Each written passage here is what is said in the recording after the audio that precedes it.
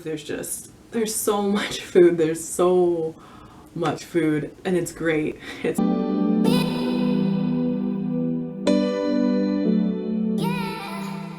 Hey everyone, my name is Monica, and if this is your first time to my channel, welcome. So today I was inspired to do this video because I just made my Instagram account for this channel, and as I was looking through it, I was noticing that so many people, vegans and non-vegan accounts, all the girls just look like models. I mean, they all have the typical ideal body type. And I mean, I've only done a few posts, but I was thinking about, man, I feel like I should have some like full body shots and show me doing something cool or whatever, but I'm not really comfortable taking full body shots because I'm not really comfortable with how my body looks in pictures. So then I had to remind myself, why am I vegan? Why am I doing this? Why am I trying to spread the message? Why am I trying to share my vegan journey? And again, it's about the animals. The animals don't care if I'm skinny or not. They just care that I'm not eating them or I'm not paying for other people to torture them and then kill them. If you saw my previous video titled My Vegan Story, Why I Became Vegan, which I'll link up here, I explained that I found this lifestyle because looking for a weight loss diet.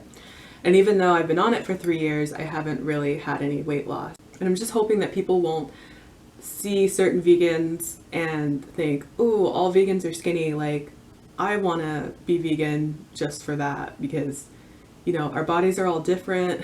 There's so many different types of vegan ways of eating. I mean, there's raw, fully raw till 4, there's fruitarians, there's high carb, low fat, starch solution. Like, there's just so many different ways of eating if you choose to be more in one of those categories. And everybody's genes are different, their lifestyles, how active they are. So everybody's body type is going to vary. But I also don't want people to see people who aren't, you know, the typical ideal body type like me and go, oh, I don't want to look like that. I don't want to try veganism. Because again, it's not about us or what we look like. I have to remind myself of that. It's not about that. And ultimately, I know what I need to do to lose weight, but my biggest problem is I'm not consistent. And I figured this out because I was watching a YouTube video the other day, and it was actually about consistency, but it was pertaining to being consistent with uploading YouTube videos. But I saw this speech and I saw myself, like my whole life in there. And I was like, wow, with my really big goals, I'm not consistent. I'll try eating like whole plant-based and really healthy. I mean, really healthy for a week. And then I'll give up. I'll be like, oh, I tried that and it didn't work. I didn't lose any weight. And then I just go back to like, you know, vegan junk food. And that's why this channel is not going to be about weight loss, at least not now. If I get my act together and I start seeing progress, then I will share a weight loss journey within this channel. But for now, I've decided that's not what I'm going to be focusing on. I'll take you back to when I was younger and just kind of give a little history of my eating habits.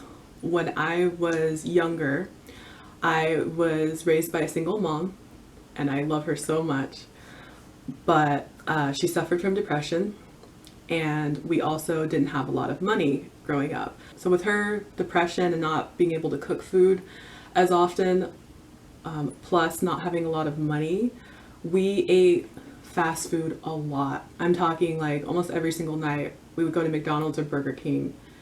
And I was heavier as a child, but it was something I didn't really think about. Like, I didn't really get made fun of.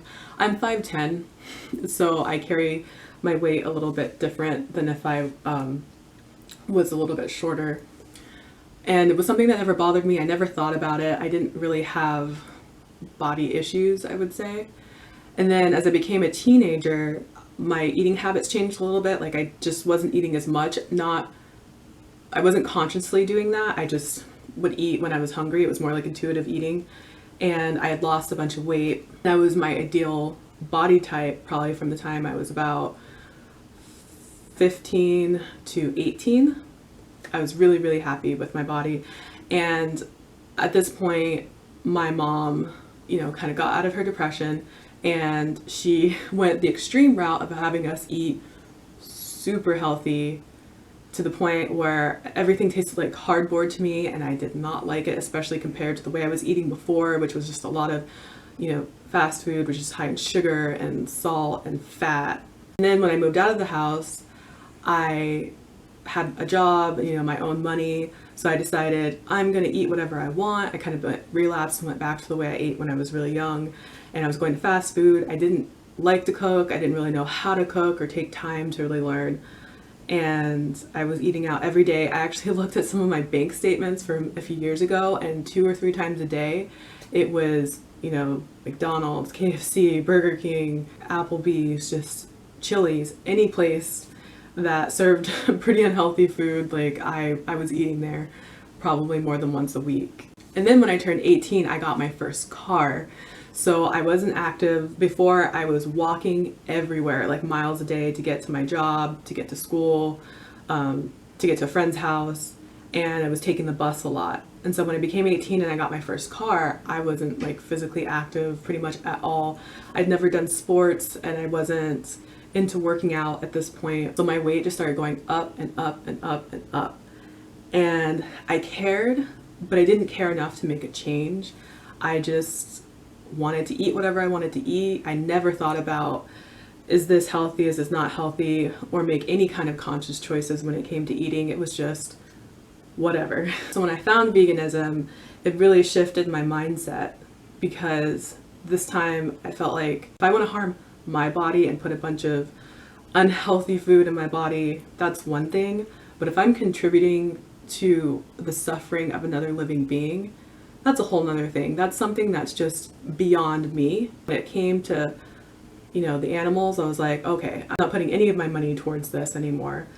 I'll figure out what I want to eat as a vegan. And like I said in the other videos, there's so much food. There's so much food, and it's great. It's always a journey. There's always something new to try. It's really exciting, whether I'm going to a restaurant or there's a new product in the store. Ultimately, after the animals, my health is something I'm more focused on, and I am healthy, and I know that because of the way I feel now, and I know that because I got my blood test done, and other than being vitamin D deficient, everything else in my blood work was amazing. So I know that I'm doing something right. And another thing is I never get sick. I almost never get sick. And I don't have really any other ailments like asthma or something. Like I don't have any other things that I need to be on medication for or anything. Like it's really easy when I go to the doctor's office and I have to fill out paperwork. My family has a history of cancer, diabetes, I think high blood pressure, heart disease, like a bunch of other things.